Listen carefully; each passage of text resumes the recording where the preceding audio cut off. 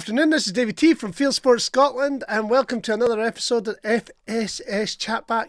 And this is my weekly podcast, like I do every week, talking about hunting, shooting, fishing related stuff, as well as any laws and that affect the countryside, outdoor pursuits and conservation.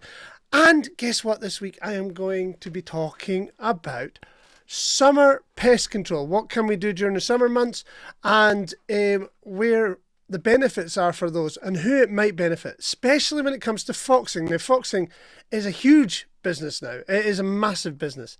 Anyway, what am I going to tell you I've been up to this week? Well, frankly, I've been on holiday. So I'm when you are listening to this, I am currently on holiday. I have literally just did this podcast off the back of the last one, and it is, I'm going to be totally honest. What's the point of being non-transparent?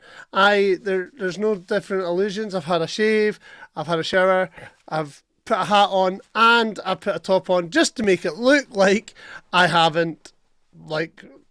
I didn't just do the last podcast. So this is episode 17 on the back of episode 16. I hope you enjoyed episode 16, but genuinely I'm on holiday, so I have done literally nothing. I'm probably at this moment in time that you're watching this somewhere in Bognor Regis at Butlins having a bit of fun with the kids. So that is pretty much what I've probably been up to. And well, hey, I'll be back at it at the weekend. Right, so took a few days away from work and everything, but I did promise on my last podcast that I would talk about summer foxing and summer pest control. And the reason why I want to talk about this is because it's very, very difficult for a lot of people to understand why we shoot foxes, why we do a lot of pest control in the summer, and what kind of pest control we can actually do. It's getting harder and harder. I have to admit, there is far less things that we can hunt and shoot these days due to certain legislation, especially in Scotland. However, we are still able to maintain farms and do crop protection, land protection, livestock protection, and we can do that as ongoing, and it is proactive. It has to be proactive, and that's the big thing about it. Some people, there is an element that go foxing recreationally, and I've seen this during the pandemic when we were all down in lockdown. There was folk like myself who work in the countryside, who are gamekeepers and stalkers and that, and we still have obligations to make. We still need to do land protection, bird protection, that sort of stuff. And there were people out there who claimed to be essential workers over the lockdown periods, and they were basically just doing, well, let's just say they were doing fox control on arable ground that had, well, there was no shoots, no pheasant shoots, nobody had any pheasants, there was nothing to protect, and on a lot of ground. And that is where the big difference between what is essential pest control and what is recreational pest control. And I guess this is where it kind of came a cropper a few years ago when Well Justice took DEFRA and Natural England to court. I think it was just Natural England they took to court, but DEFRA was involved in it in some way or form. And that's because the pigeon shooting general license, for instance, hundreds and if not thousands of shotgun shooters every weekend would go and shoot pigeons and crows, and technically they weren't really supposed to, because under the general licensing it was for pest control, not for recreational. And you got a lot of farmers out there who were pretty much charging a lot of money for live guys to shoot a lot of pigeons, and I mean a lot of pigeons. However, I am not going to get involved in that argument. I'm not for or against. I'm just explaining where the problem lies. So first of all, why do we shoot foxes in the summertime? Now, you will get a lot of shooters out there, a lot of pest controllers out there who would just not shoot any foxes at all over a certain period. They would give them a break between probably a month after the lambing and the lambing finishes, and then probably not start until the winter time, round about the mating season. But that is not proactive. That's basically reactive. That's reactive pest control. That's not proactive pest control. And as you could tell from my last podcast, and I was speaking about it in my last podcast, yes, the lambs might be a lot bigger, but it doesn't mean to say they're not still vulnerable. As I said in my last podcast, I had a call from a farmer whose lambs were 2 months old, big enough to look after themselves, big enough to run away, and usually a complete deterrent for foxes to even go after at that age. And that farmer found that he was losing lambs, and we're not just talking one or two. He lost quite a few in the end, Thankfully, he contacted me and because he was fed up, and I went over, and in one night I managed to kind of solve the problem, And it's not always as easy as that, but for me, that's reactive pest control. If that farm that I was, if I was the pest controller on that farm, like I am with many of my other farms, which I'm not the main pest controller on this farm. In fact, it's the first time I've actually done anything other than a few crows. I just do it because the fact is I get to zero my rifle on that because it's very, very close by. However, there is people that I respect and they're very good at their job. I'm not putting them down whatsoever because I really respect them. I've got 100% respect for them. In fact, I grew up respecting them, who are the main shooters over there. They've obviously, real life has taken its toll and they haven't been able to get on top of certain things. Or that farmer didn't have any problems during the main part of his lambing while the lambs were coming. It's only now that it's shown.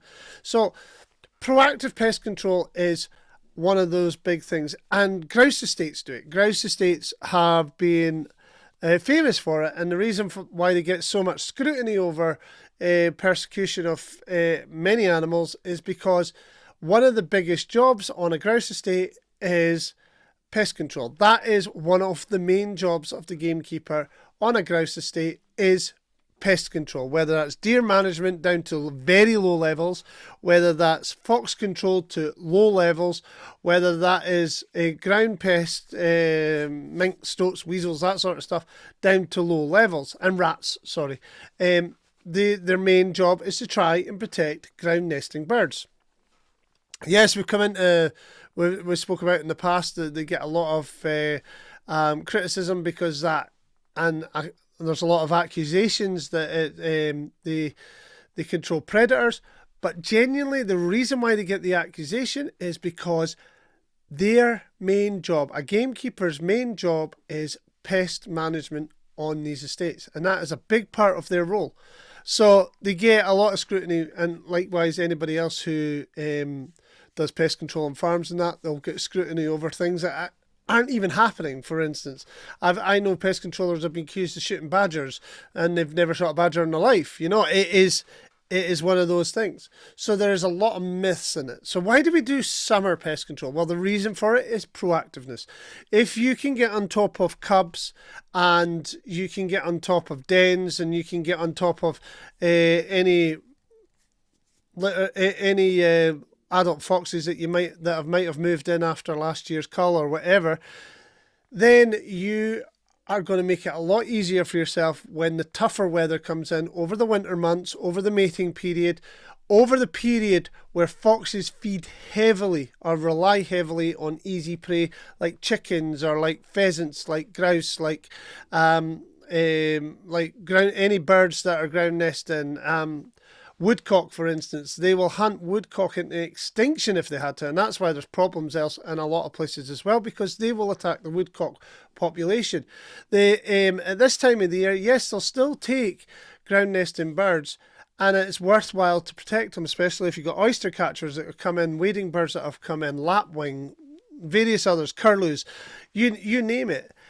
It is really important to keep predator levels to a minimum, because the fact of the matter is these birds and these animals that rely on your protection are getting fewer and fewer. And that's why we do proactive fox control over the summer months. It's hard because a lot of people think, well, what are they really hunting? What are they? They're just doing something that's natural. Well, the main reason is there is really no natural predator for foxes.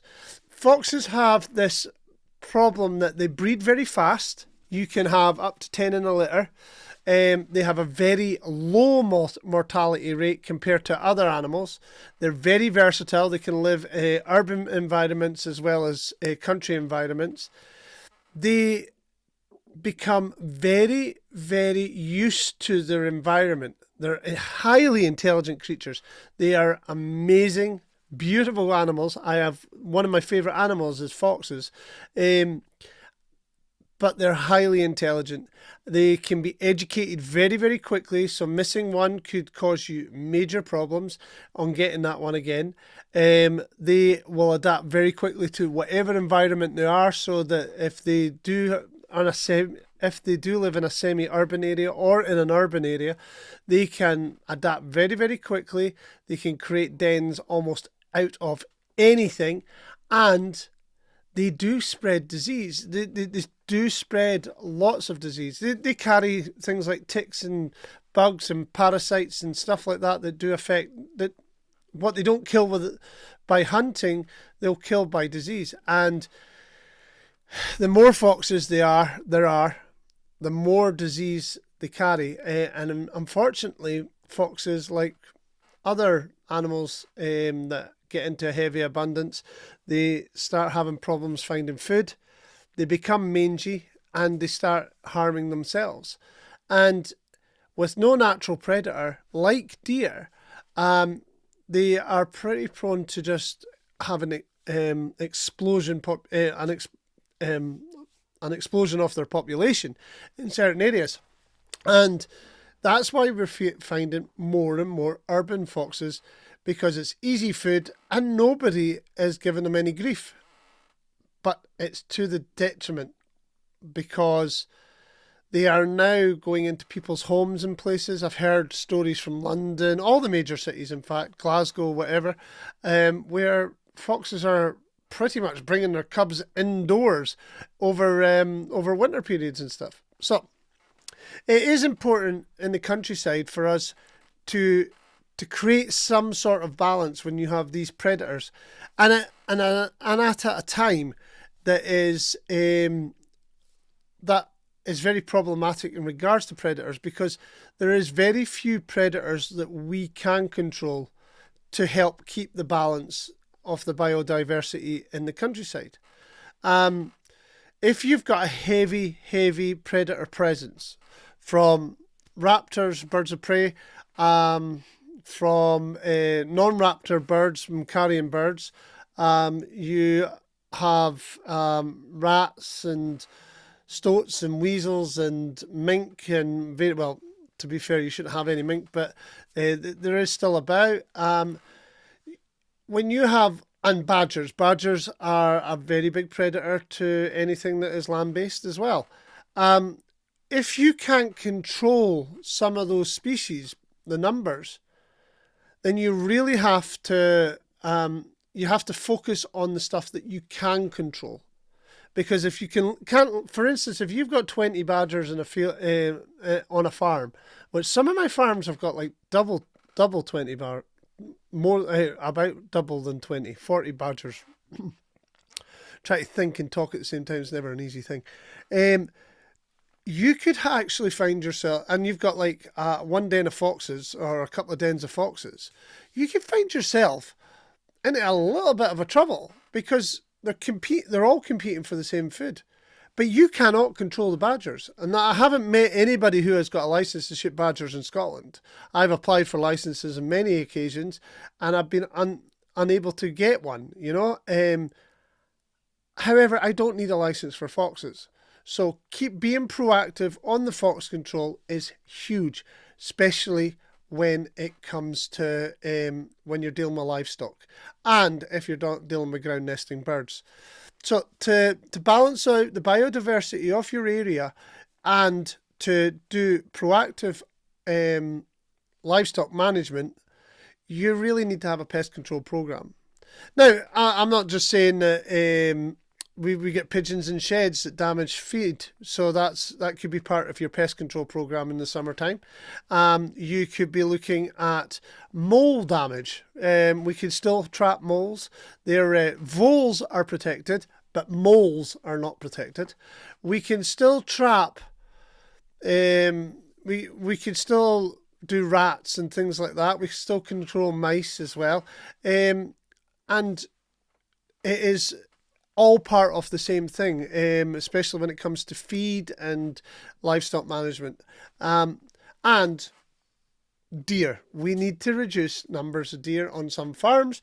Many farms that have got crops will be more emphasis on their deer management than what their fox control. If they're a big arable farm with no pheasant shoots in the area or whatever, they might be more interested if you took the deer off their land and not the foxes, for instance. So that's summer pest control is just as important as winter pest control. And the best thing about summer pest control is the longer days, the warmer, better, milder weather. Well, maybe. Looking out the window just now, it's torrential rain and windy, and it's not very warm. It's about 9 degrees at the moment. But I'm hoping, well, when I'm on holiday, while you are watching this or listening to this, that it's far hotter and it's far warmer, and that we're not getting the same weather as we're getting here, because we're in the south of England instead of the north of Scotland. However, here is where it opens up, because summer months are the best time for you getting out and about, getting to know your ground, getting to know the landscape, finding dens, watching the foxes, the adult foxes, maybe not even still shooting them, but watching the foxes, moving their cubs to dens and filter dens and backup dens or whatever, or main dens. You can work out, find your dens, find out, use the good weather, the longer days to find out where your problems come from, so you can control them better when you need to. And I'm going to say this, that not every fox will kill a lamb. Every fox will hunt, but not every fox will kill a lamb. So even if you've taken your numbers down and you're only seeing 1 or 2 foxes, you might even just want to leave them. You know, again, it's down to your individual management style. There is lots of equipment out there, and foxing has become an absolute huge business, especially for those recreational foxers out there that go out once a week or a couple of times a month. It's massive business. The night vision market, for instance, is solely 100% almost down to pest control. You know, you've got thermal spotters, night vision scopes, night vision spotters. You've got night vision. You've got thermal rifle scopes. You've got torches, a huge torch business. IR torches that go along with your night vision stuff. You've got lamps. Huge amount of money goes into lamping gear as well. You've got big lamps, small lamps. You've got various sizes of lamps, halogen, LED, HID. They're all like, there is a vast range of stuff, and it has come to the point where foxing itself is like pigeons. There's a whole industry built round pest control.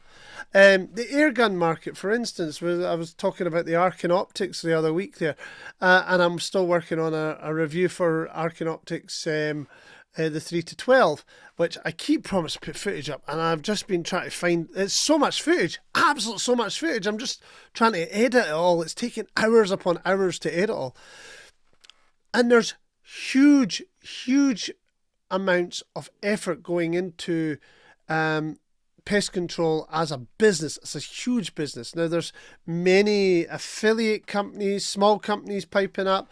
There's many guys who have been around the business for a very long time, and many are still pushing forward the aggressive sales tactics. But you've also got like big retailers such as Scott Country and Sportsman Direct. You got a lot of people just grabbing night vision products, thermal products, and it's getting cheaper. It's getting better for the consumer, and the quality and the the quality and the technology is advancing so much that I'm not surprised it is a huge boom. You know, the camera technology that was down to that people use just for like specialist projects or professional photographers, cinematographers, or even the MOD or the military. These all are now becoming consumer grade, and the same technology is just bursting, it seems. And that is opening up the pest control market to a lot more people. I'm finding a lot more people, a lot more air gunners out there, for instance, who are preferring shooting in sheds or knocking rabbits over. And that's another thing. Like, a lot of places don't have rabbits, but I still have a lot of rabbits, so that's a very, very summer proactive kind of pest control thing to do as well. So you've got a huge industry built round foxing, rabbiting, pest control, rat control, bird control, and it has become huge, massive. And in fact, I would arguably say that there is more people that do pest control in the UK right now than what there is deer stalkers, pigeon shooters, crow shooters, pheasant shooters, grouse shooters, whatever. It is a massive market because it's easy ground to get. Every farmer needs it. Every farmer's not willing to pay for it, and it should be a part of the industry that is paid for. So what kind of products do I recommend? Well, I've said it before and I'll say it again, is in the summertime when you've got longer nights, you don't necessarily need night vision products. You might sit, like last night, I could use a day scope straight out to 11:30 at night. And that makes life a heck of a lot easier. Thermal spotters are very good. And the reason why I would always say a thermal spotter is one of your most important pieces of equipment is because the fact that you will be able to see where there's things that are that you wouldn't normally see with a scope or even a lamp. Especially in the summer months, you've got longer grass, you've got a lot more vegetation to deal with. There is a few challenges out there. So thermal is a game changer when it comes to that. And you get entry level like that Habrock HE25L binoculars that I tested out a couple of weeks back. Now, you get that's entry level at 1,250. So things are becoming more and more affordable, like I said just about 2 minutes ago. So anybody literally could get into it as long as they've got the land to do it on. And farmers are usually happy for anybody to come and knock over foxes and knock over rabbits and shoot rats in their sheds and whatever. And this is where it becomes to a point where, is it proactive pest control allowing lots of recreational people get into it, or is it going to be detriment to proactive pest control? As I said, foxes are highly intelligent and easily educated. You get people who are very, very territorial when it comes to their farms and their land, and rightly so.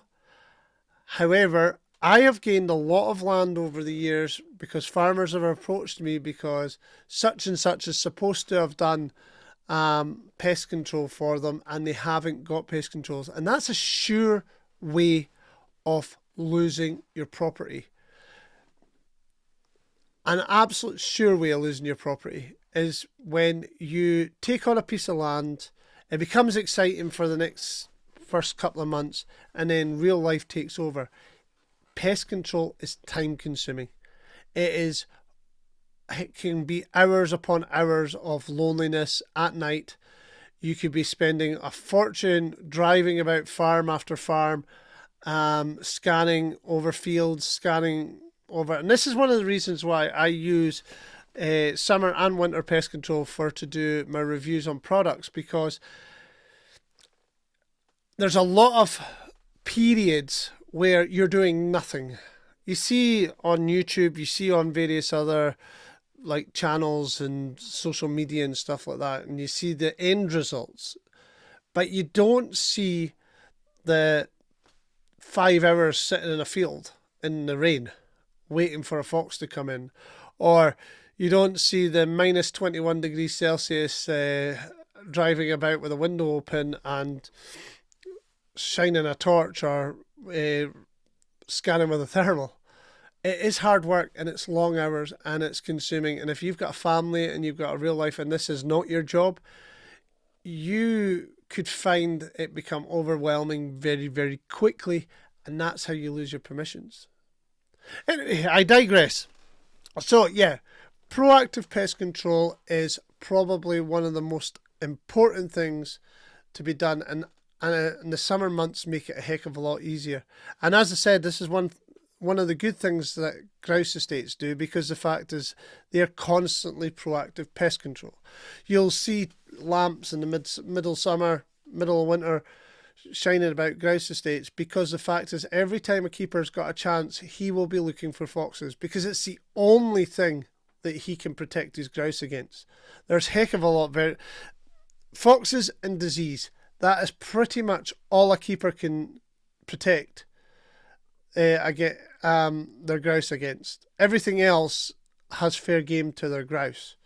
So it becomes an art form for them. It becomes a huge part of their job, and it becomes almost an obsession for them. And that's probably where I got my obsession for pest control, because the fact of the matter is I have that kind of same mindset where I need to protect what's on the ground, and if I can only protect it by doing one thing, I'll do that one thing to extremes so that I can protect everything else. And it is all about protection and conservation.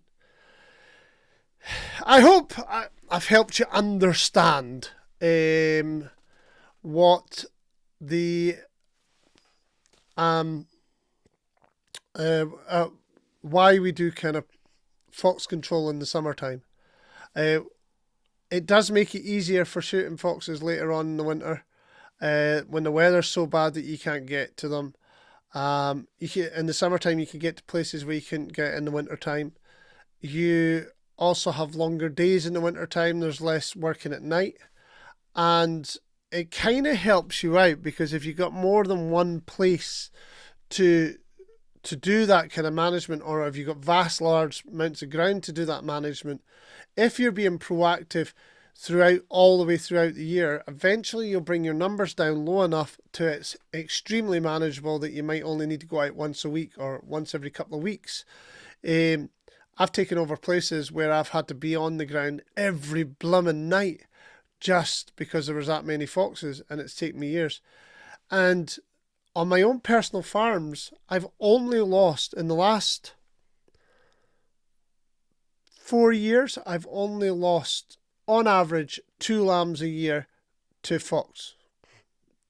I didn't actually lose any lambs to fox last year at all. So that in itself speaks volumes. And I have around about 6,000 acres of farmland that I do pest control on.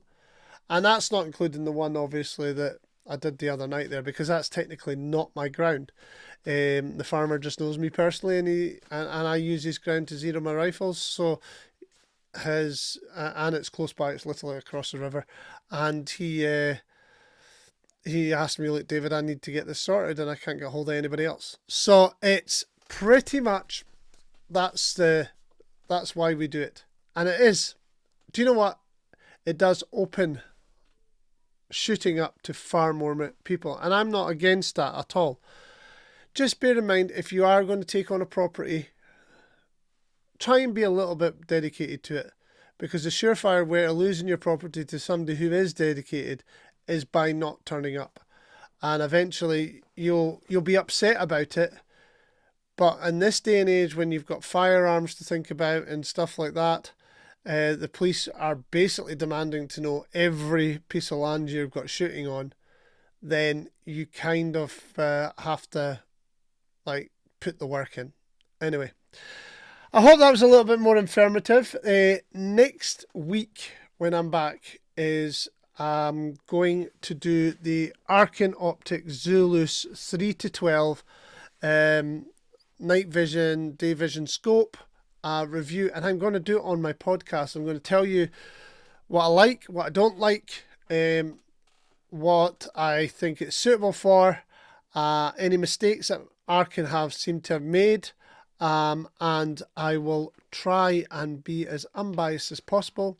I'm going to give you a little tip though. I do like the product. I have said that many times, but there is a few downsides that you need to think about before purchasing one, and I will try and be as objective as subjective as possible. God, my grammar is up my backside. Anyway, folks, stay safe, happy hunting, and I'll catch you next week.